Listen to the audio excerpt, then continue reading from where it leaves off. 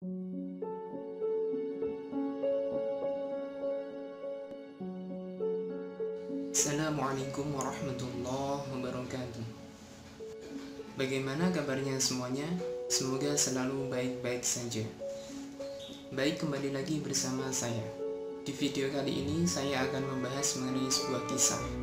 Kisah salah satu sahabat Nabi, kita kenal dengan sebutan Abu Qilabah. Salah satu seorang yang dekat dengan Nabi Muhammad SAW adalah Abu Qilabah. Selain 4 sahabat Nabi, yaitu Abu Bakar, Umar, Utsman, dan Ali bin Abi Thalib. Bernama lengkap Abdullah bin Zaid al-Jarmi. Sepanjang hidupnya dikenal sebagai seorang yang ahli ibadah. Kisah kematiannya dituturkan oleh Abdullah bin Muhammad ketika terjadi sebuah peperangan di daerah Syam. Abdullah Muhammad merupakan prajurit muslim yang terlepas dari rombongan dan terdampar di sebuah daerah pesisir tanah lapang. Kian hari bekal makanannya semakin menipis. Di saat dirinya tidak tahu harus kemana, hingga akhirnya dia melihat sebuah tenda yang berdiri di atas tanah lapang tersebut.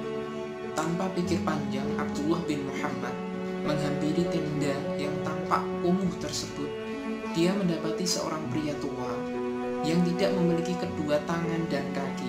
Abdullah juga menyadari bahwa pendengaran orang tua tersebut tidak normal. Matanya juga rabun dan hanya lidahnya saja yang dapat berbicara. Sembunyi-sembunyi Abdullah bin Muhammad menyimak setiap kata yang keluar dari mulut orang tua tersebut. Wahai Allah, berilah petunjuk agar aku dapat terus memujimu, sehingga aku dapat terus bersyukur atas nikmat yang telah Engkau berikan kepadaku. Sungguh Engkau telah memberikan diriku kelebihan atas kebanyakan manusia. Begitulah ucapan orang tua tersebut. Tidak dapat menahan rasa herannya Abdullah bin Muhammad yang sebelumnya sudah mengucapkan salam, kemudian berkata, "Wahai Tuan, aku mendengarmu tadi berkata demikian, dan kau baru saja menyatakan Allah telah melebihkanmu atas banyak orang. Nikmat Allah mana yang telah engkau syukuri?" Orang tua tersebut pun menjawab, "Apa kau tidak melihat apa yang telah Allah lakukan kepadaku? Demi Allah, seandainya ada halilintar yang datang menyambar tubuhku, teruskanku, atau gunung-gunung yang menindihku, laut yang menenggelamkanku, dan bumi menelan tubuhku, aku tetap bersyukur." Lalu orang tua tersebut menunjuk ke arah bibirnya. "Aku memang tidak bisa berbuat apa-apa untuk menolongmu. Aku bahkan tidak bisa bergerak, walau bahaya bisa saja datang. Tapi aku punya seorang anak laki-laki. Dialah yang menolongku, membantuku untuk berwudu, menyuapiku ketika lapar, dan memberiku minum saat aku haus." Anehnya, Abdullah bin Muhammad bahkan tidak melihat satu orang pun dalam tenda itu. Orang tua itu seperti tahu apa yang ada di dalam pikiran Abdullah. Lantas pemilik tenda tersebut menjelaskannya kepada Abdullah, "Tapi sudah 3 hari aku tidak mendengarnya. Aku kehilangan dirinya.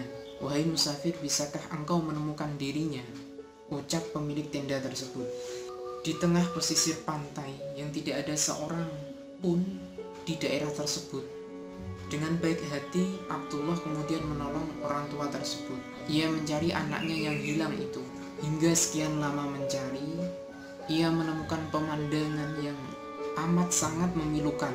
Anak laki-laki yang dicarinya tersebut sudah tidak bernyawa lagi, meninggal akibat diterkam oleh hewan buas. Inna lillahi wa inna ilaihi raji'un. Bagaimana caraku memberitahukan hal ini kepada orang tua tersebut? Dengan wajah terkejut ketika melihat anak laki-laki tersebut ternyata sudah tidak bernafas lagi, Abdullah kemudian memberanikan diri untuk menyampaikan hal itu. Bagaimanapun juga orang tua tersebut harus tahu apa yang terjadi terhadap anak laki-lakinya. Bagaimanapun juga hanya Allah lah yang dapat menentukan nasib seseorang. Abdullah pun memasuki tenda. "Assalamualaikum," ucap Abdullah bin Muhammad. "Waalaikumsalam. Engkaukah itu yang tadi menemuiku?" jawab orang tua itu. "Ya," kata Abdullah bin Muhammad, "bagaimana pencariannya? Apakah engkau berhasil menemukan anakku?" tanya si bapak tua tersebut. Namun Abdullah bin Muhammad tidak sanggup mengatakan apa yang terjadi terhadap anak laki-laki dari orang tua itu. Apakah Tuhan pernah mendengar kisah Nabi Ayub alaihissalam? Abdullah mencoba untuk memulai sebuah penjelasan. Ya, dia merupakan seorang rasul yang sangat mulia. Apakah kau tahu bagaimana Allah menguji Nabi Ayub dengan harta, keluarga, bahkan anak-anaknya? Ya, tentu saja aku tahu, jawab orang tua itu yang heran dengan obrolan tersebut. Lantas apakah kau tahu bagaimana sikap Nabi Ayub terhadap cobaan yang diberikan oleh Allah Subhanahu wa Ta'ala? Tanya Abdullah. Ia selalu bersabar, bersyukur, dan memuji Allah, jawab orang tua tersebut. Bahkan Nabi Ayub pun dijauhi oleh sahabat-sahabatnya. Benar, ia pun selalu bersyukur terhadap Allah Subhanahu wa Ta'ala. Apa maksudmu menceritakan soal Nabi Ayub secara tiba-tiba? Akhirnya orang tua itu pun bertanya, apa maksud perbincangannya tadi? Aku telah menemukan anakmu, namun sayang saat kutemukan, dirinya sudah tidak bernafas lagi. Jasadnya ada di antara dua gundukan pasir dan diterkam kawanan hewan buas.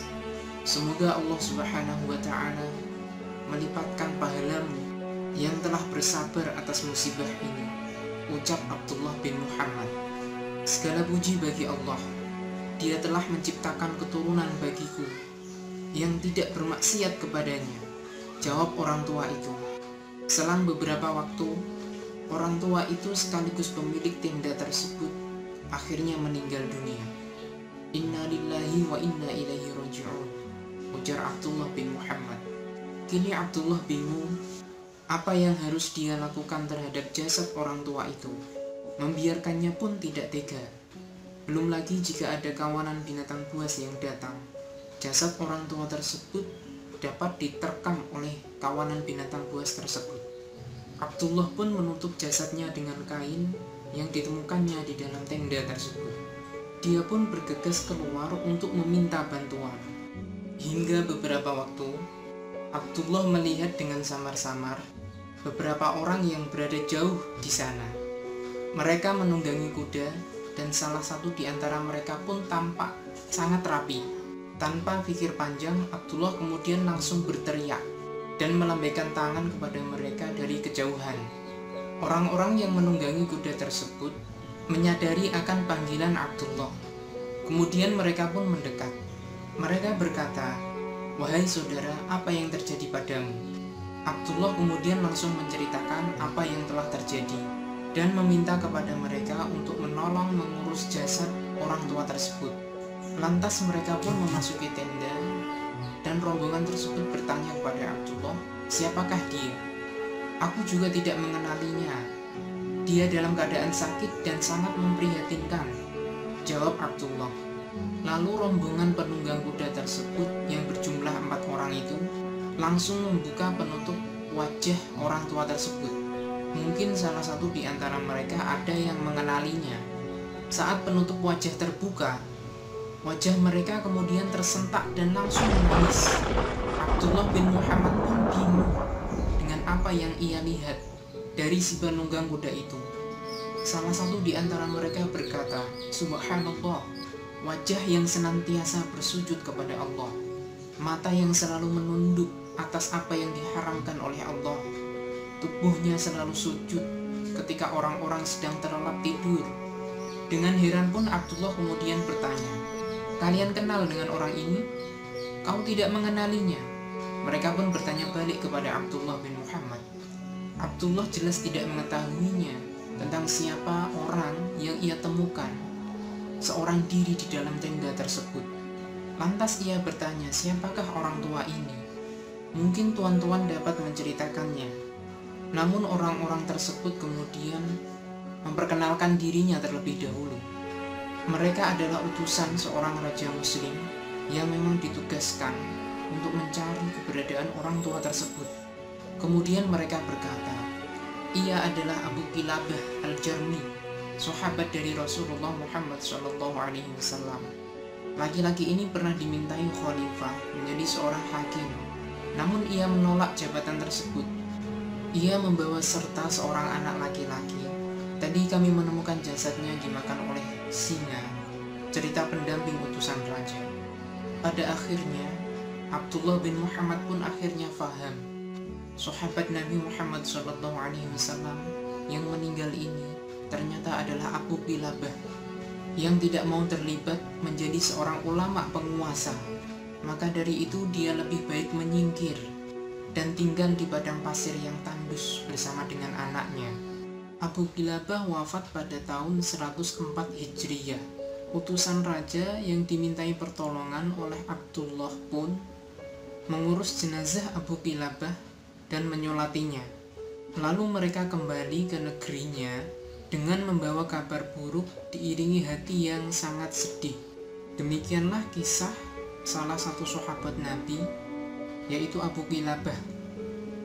Semoga kita dapat mengambil hikmah dan manfaat dari kisah tersebut. Nantikan kisah-kisah lainnya pada video selanjutnya.